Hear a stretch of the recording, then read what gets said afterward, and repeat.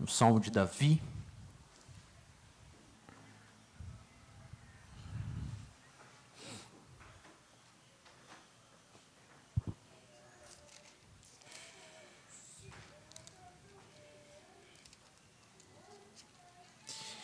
Salmo de número 19 nos diz assim, o mestre de canto, Salmo de Davi. Os céus proclamam a glória de Deus e o firmamento anuncia as obras das suas mãos. Um dia discursa a outro dia e uma noite revela conhecimento a outra noite. Não há linguagem, nem há palavras e deles não se ouve nenhum som. No entanto, por toda a terra se faz ouvir a sua voz e as suas palavras até aos confins do mundo. Aí pôs uma tenda para o sol, o qual, como noivo que sai dos seus aposentos, se regozija como herói a percorrer o seu caminho. Principia numa extremidade dos céus e até a outra vai o seu percurso, e nada refoge ao seu calor. A lei do Senhor é perfeita e restaura a alma. O testemunho do Senhor é fiel e dá sabedoria aos simples. Os preceitos do Senhor são retos e alegram o coração. O mandamento do Senhor é puro e ilumina os olhos. O temor do Senhor é límpido e permanece para sempre. Os juízos do Senhor são verdadeiros e todos igualmente justos. São mais desejáveis do que ouro, mais do que muito ouro depurado, e são mais doces do que o mel e o destilar dos favos. Além disso, por ele se ademoestra o teu servo em os guardar a grande recompensa. Quem há que possa discernir as próprias faltas? Absolve-me das que me são ocultas. Também da soberba guarda o teu servo, que ela não me domine. Então serei irrepreensível e ficarei livre de grande transgressão. As palavras dos meus lábios e o meditar do meu coração sejam agradáveis na tua presença, Senhor, rocha minha e redentor meu. Vamos orar uma vez mais? Deus, nós te agradecemos pela tua palavra, nós somos gratos por o Senhor nos conceder o privilégio de tê-la traduzida em nossa língua, de nós termos o privilégio e a liberdade de poder cultuar ao Senhor no nosso país e ao mesmo tempo de ouvir a tua direção através da tua palavra. Somos gratos por todas essas bênçãos que permeiam a nossa vida e que por vezes nós nem lembramos delas e por isso queremos tributar ao Senhor honra e glória. Queremos da mesma forma pedir que o Senhor fale conosco nesse momento, abra nossos entendimentos, ajude-nos a conhecer e a entender e a aplicar a Tua Palavra em nossas vidas, que uma vez mais ela fale ao nosso coração, nos ensine, nos exorte, nos ajude nas necessidades que cada um de nós tem em nossas vidas, para que dessa forma nós possamos crescer e glorificar o Senhor. Em nome de Jesus que oramos. Amém. Irmãos, existem basicamente dois tipos de pessoas no mundo quando se falando de humor, né? Existem as pessoas otimistas e existem as pessoas pessimistas.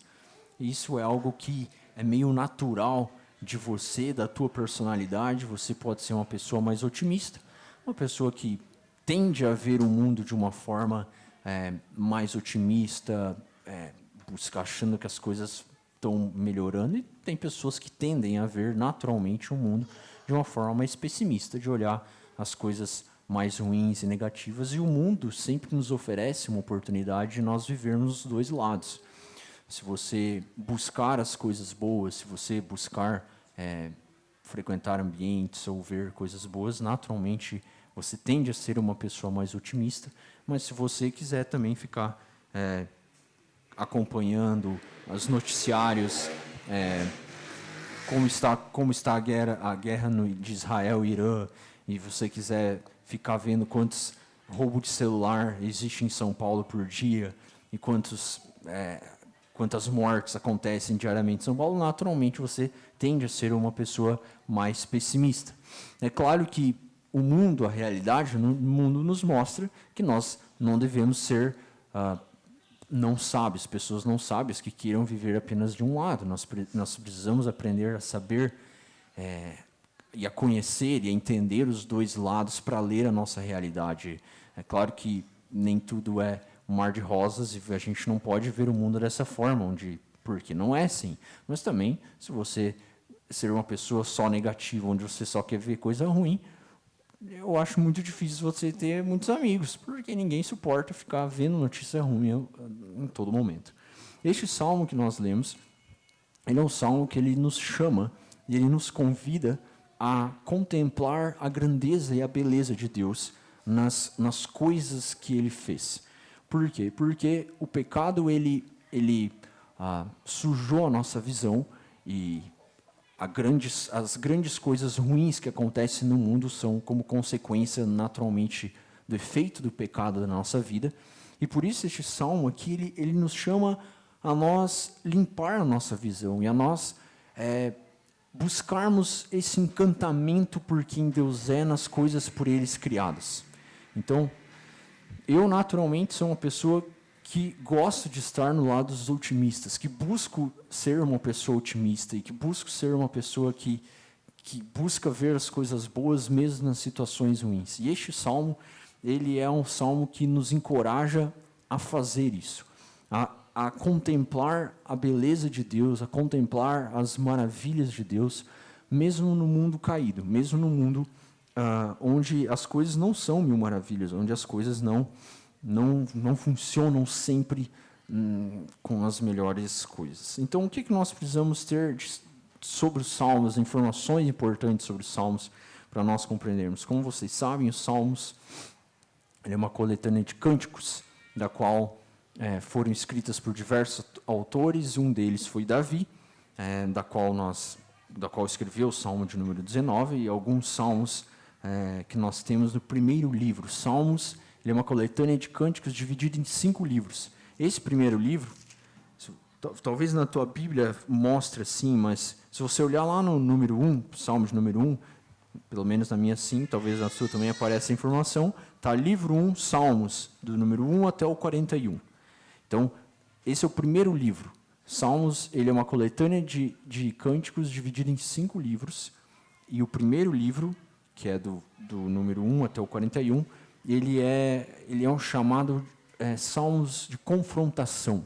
Por quê? São salmos onde eles nos confrontam em relação à nossa vivência, a vida como nós vivemos nessa terra. Então, se você ler o Salmo de número 1, por exemplo, que é um salmo que na Torá ele vai ter um paralelo com esse 19, vai falar sobre o homem bem-aventurado, o homem que caminha no caminho do Senhor, o homem justo. Né? E assim vai Salmo 23, vai falar sobre o Senhor é meu pastor, vai falar sobre salmos que confrontam a nossa fé, que fazem nós vermos onde nós estamos, onde nós depositamos a nossa confiança. E não é diferente em relação ao Salmo 19. O Salmo 19 ele pode ser dividido em 2 partes. Tá? Se você olhar do verso 1 até o verso 6, ele está falando sobre aquilo que nós chamamos revelação geral.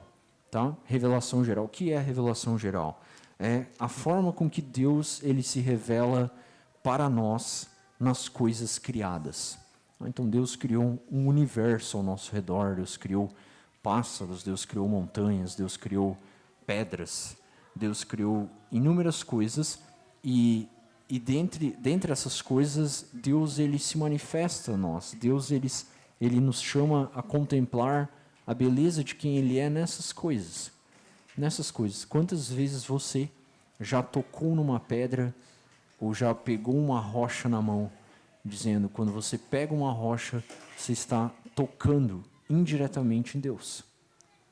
Indiretamente em Deus, porque você está tocando uma matéria feita pelo poder da sua palavra. É esse tipo de encantamento que o salmista ele está querendo resgatar em nós. De você tocar em um animal, de você tocar numa planta e contemplar e ver que você está tocando indiretamente no próprio Deus. Porque Deus está em todos os lugares, porque Deus ele atravessa todas as coisas criadas e ao mesmo tempo ele criou diretamente cada uma das coisas que nós temos nesse universo. Então, do verso 1 até o verso 6, o salmista nos chama a buscar este encantamento, a contemplar este encantamento nessas coisas criadas, e no chamada revelação geral. E no verso 7 ao verso 14, o salmista nos chama, então, a contemplar a beleza de quem nosso Deus é, na sua chamada revelação especial, que é na sua palavra. Então Deus ele se revela dessas duas formas, na revelação geral, nas coisas criadas, nas coisas que ele criou, na sua criação, e também na revelação especial, ou seja, na palavra deixada por ele, escrita através de letras para todos nós. Então olha só que o Salmo, como o salmista começa nos mostrando a beleza de Deus, o verso 1, ele diz: os céus proclamam a glória de Deus, e o firmamento anuncia as obras das suas mãos. Então veja que aqui ele está fazendo um chamado paralelismo, onde ele está fazendo um contraste entre uma coisa e outra coisa que é parecida, mas estão em lados completamente opostos. Então olha como ele diz: os céus proclamam a glória de Deus. Então os céus nos convidam a olhar para cima, a olhar para coisas para cima. E o firmamento, ou seja, a terra, anuncia as obras das suas mãos. Então, o que ele está querendo mostrar, dizendo: olha, o céu proclama a glória de Deus, e a terra também proclama a glória de Deus, mas proclama a glória de Deus, e ele está fazendo aqui uma poesia mostrando que ela proclama de forma diferente, porque a terra anuncia as obras das suas mãos, coisas que Deus criou pelo poder da sua palavra, e disse Deus, haja isso, e disse Deus, haja luz, e disse Deus, haja separação entre terra e firmamento, entre águas, e as coisas foram sendo criadas. O verso 2 continua mostrando esse paralelismo, essa diferença. Ele diz: um dia discursa outro dia, e uma noite revela conhecimento a outra noite. Olha só que interessante que ele está mostrando: um dia discursa outro dia. O que é discursar? É falar. O que ele está mostrando aqui? Um dia ele comunica uma mensagem para o outro dia. Existe uma lógica, existe uma história sendo criada entre um dia e o próximo dia. E o que ele vai dizer? Quando termina o dia, começa uma noite. E o que a noite faz? A noite revela conhecimento a outra noite. Então, isso aqui é uma beleza poética que eu realmente espero que você esteja preparado para entender a beleza poética que ele está tentando comunicar aqui. Ele está mostrando que um dia discursa outro dia, que um dia ele fala a outro dia, através simplesmente do que o dia acontece. Quantas vezes eu e você somos capazes de chegar no fim do nosso dia, de um dia problemático, talvez, de um dia onde teve um monte de coisas ruins, e poder ver as coisas dessa forma, onde o dia ele está comunicando uma mensagem para o outro dia, e que isso nos fala sobre Deus, e que isso nos faz enxergar sobre a beleza de Deus. Olha o que ele continua dizendo no verso 3: não há linguagem, nem há palavras, e deles não se ouve nenhum som. No entanto, por toda a terra se faz ouvir a sua voz, e as suas palavras até os confins do mundo. Que o salmista o dia não fala nada para outro dia, certo? Um dia fala, hoje falou com amanhã, amanhã não fala. Um dia não fala, uma noite não fala. Mas mesmo sem palavras, existe uma comunicação entre eles que nos falam sobre a profundidade de Deus. No entanto, por toda a terra se faz ouvir a sua voz e as suas palavras até os confins do mundo. Mesmo que não seja um texto escrito, mesmo que um dia para o outro dia, uma noite para o outro dia, não sejam palavras escritas, não sejam palavras tangíveis, elas falam, elas comunicam a grandeza do próprio Deus. Aí pôs uma tenda para o sol, o qual, como noivo que sai dos seus aposentos, se regozija como herói a percorrer o seu caminho. Principia numa extremidade dos céus e até a outra vai o seu percurso, e nada refoge ao seu calor. Então aqui ele usa uma figura, uma parábola, né? De uma tenda para o sol. Como você coloca uma tenda para o sol, a principal estrela que aquece o nosso planeta? Não existe como você tapar o sol, não existe como você criar algo para nos proteger do calor do sol, para afastar o sol. Mas a figura que ele está nos mostrando é que como um noivo que sai dos seus aposentos, se regozija como herói a percorrer o seu caminho, da mesma forma, de uma extremidade à outra dos céus, nos falam sobre quem Deus é e sobre a grandeza do Senhor. Então, nessa primeira parte do Salmo, do verso 1 ao verso 6, o salmista ele está querendo abrir os nossos olhos, está querendo fazer nós pensar e nós contemplar essa beleza de Deus, essa beleza que nós encontramos na sua criação. E o que o salmista está mostrando aqui, porque pessoas que vivem em cidades grandes, como é o caso, no nosso caso agora, né? Nós tendemos a perder esse encantamento, ou nós tendemos a perder de vista ver Deus nessas coisas. Por quê? Porque ainda nós vivemos num local onde ainda nós temos um pouco mais de contato com a natureza, mas se você morasse no centro de São Paulo, isso seria ainda mais difícil, porque tem dias que nem dá para ver o sol, porque tudo ao teu redor distrai a tua atenção sobre a beleza de Deus, o movimento dos carros, as luzes que são formadas naturalmente pelos prédios e pelas coisas nesse sentido. Então, diria que o Salmo 19 ele é um salmo que chama a atenção de pessoas que vivem em cidades grandes, em cidades de grandes movimentos urbanos, a tentar resgatar dentro de si e ver e contemplar uma beleza de Deus que naturalmente nós somos criados para perceber, mas que as grandes construções das quais nós somos rodeados pode fazer nós perder de vista. Então é isso que o salmista ele está nos chamando a fazer, a ter um momento onde nós consigamos contemplar isso, a ter um momento na semana onde nós podemos meditar nessas grandezas, nessa grandeza do dia, nessa grandeza da noite, a ir para um lugar onde nós podemos contemplar as estrelas. Coisa difícil de se fazer numa cidade grande, né? Não dá para ver estrela na cidade grande. Mas é o que o salmista está nos chamando: uma noite discursa a outra noite, que transmite conhecimento a outra noite. É dessa forma que o salmista nos chama a contemplar a beleza do Senhor através da revelação geral. E a partir do verso 7 até o verso 14, então, ele começa a nos mostrar a revelação especial, ou seja, a palavra deixada por ele como um parâmetro também para nós conhecermos o Senhor. Ele vai dizer no verso 7, a lei do Senhor é perfeita e restaura a alma, o testemunho do Senhor é fiel e dá sabedoria aos simples. Os preceitos do Senhor são retos e alegram o coração. O mandamento do Senhor é puro e ilumina os olhos. Nessa segunda parte do Salmo, o salmista Davi aqui está chamando a nossa atenção, está nos chamando a buscar este encantamento pela palavra do Senhor, a buscar este encantamento,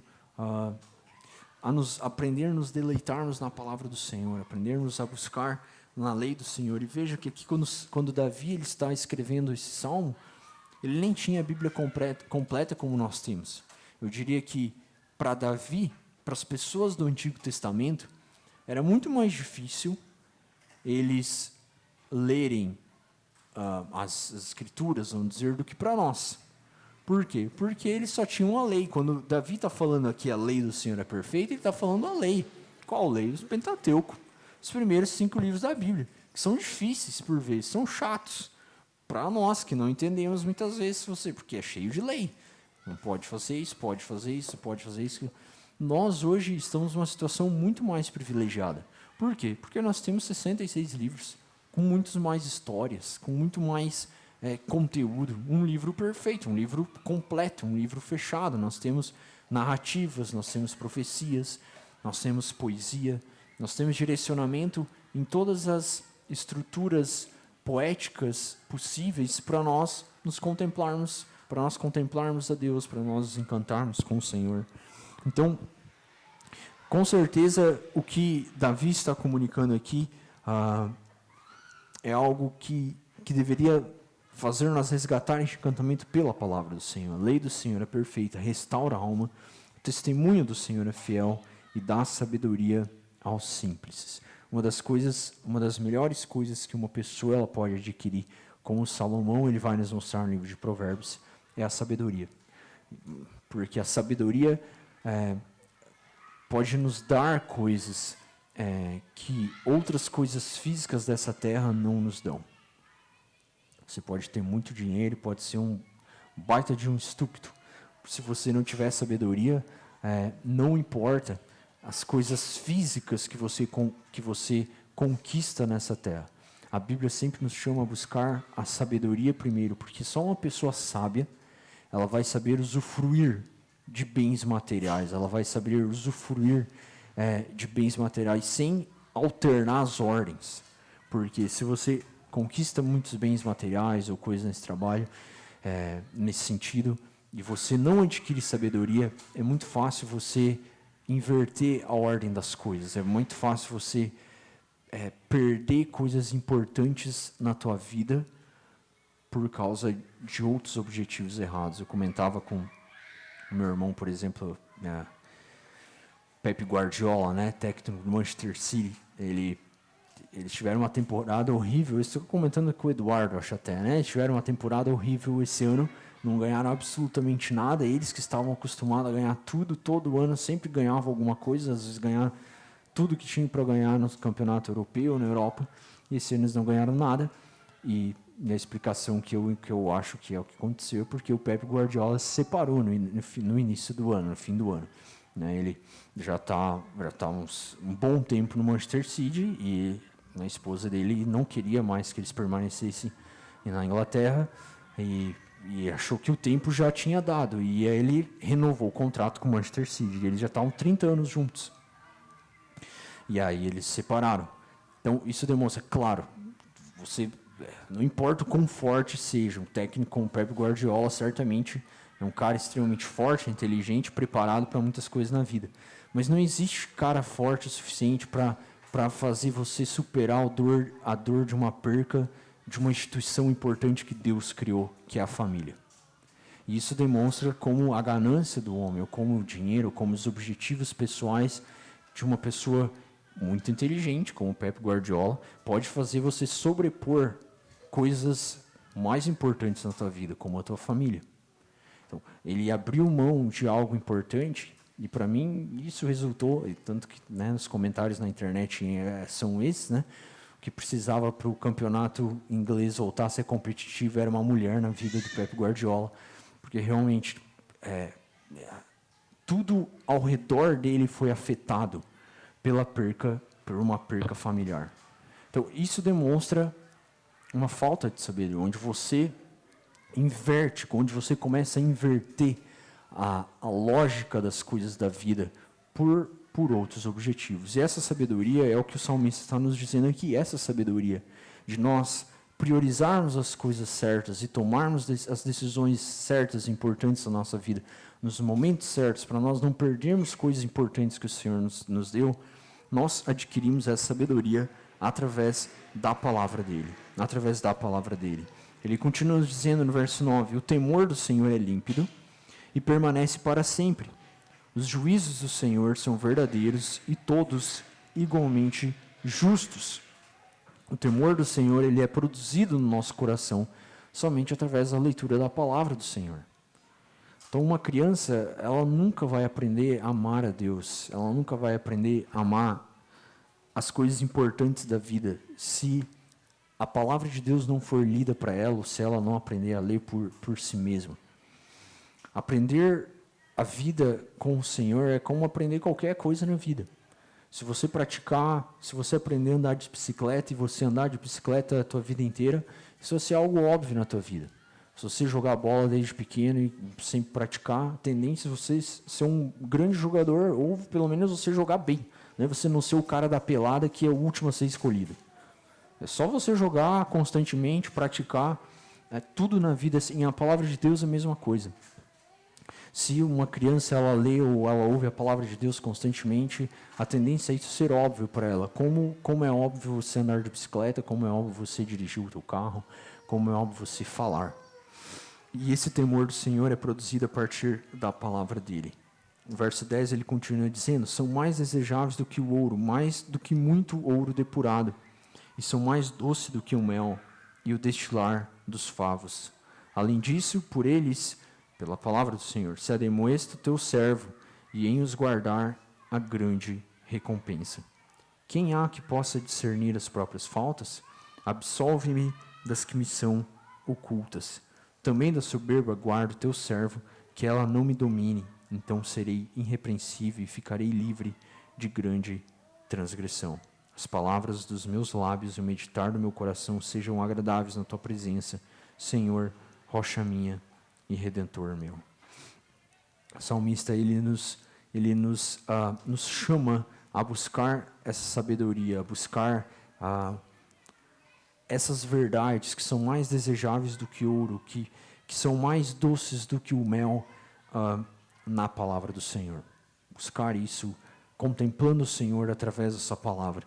Ele vai nos mostrar que quanto mais nós fizermos isso, quanto mais nós entendermos do Senhor e quem é o Senhor através dessa palavra, mais óbvios serão as nossas falhas, mais óbvios serão os nossos erros. Nós buscaremos nos consertar diante da palavra do Senhor. Então, independente dos lados otimista ou pessimista que você se encontra, né? Se você pode ser uma pessoa mais otimista em relação às coisas do mundo, você pode ser uma pessoa mais pessimista, e está tudo bem, desde que você saiba fazer um equilíbrio entre as duas coisas.